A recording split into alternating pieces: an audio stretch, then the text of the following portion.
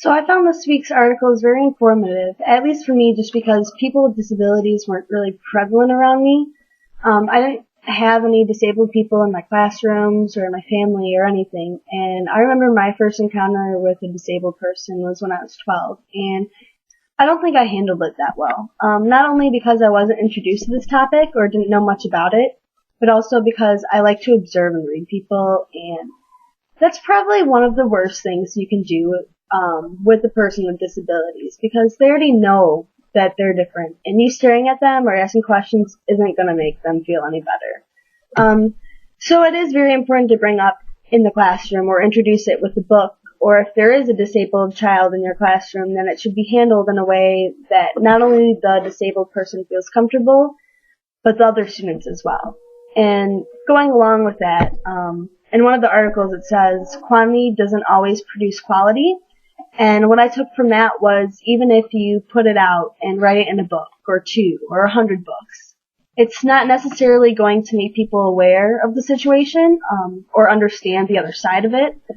Now, with that being said, I feel that authenticity is extremely important if you're going to introduce this topic in a classroom, just so there's no confusion or misunderstanding of how to deal with it or how to talk to someone with disabilities. Also, in one of the articles, it talked about the stereotypes of the disabled, which honestly, it disgusted me.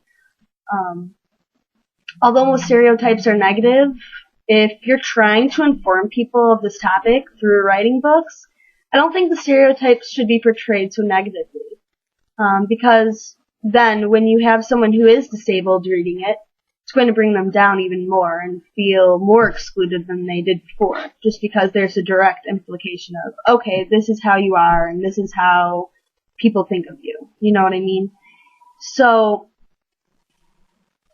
I don't think that you should write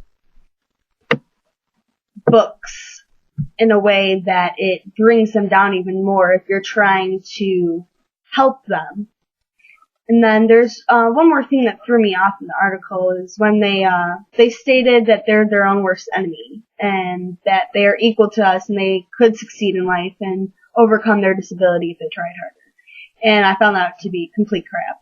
There are so many studies and statistics and neurobiological proof that this is real. And the fact that people could think that it's all in their head irritates me, because who would want to be disabled if there's so many negative outcomes and hardships that go along with it? So these articles were really eye-openers for me, just because I never sat down and thought, okay, how am I going to deal with this? You know, it definitely made me contemplate how I'm going to approach this in my classroom. And even if there's not a disabled student in my class, it's definitely an important topic that needs to be brought to everyone's attention, whether you have to deal with it then or down the road.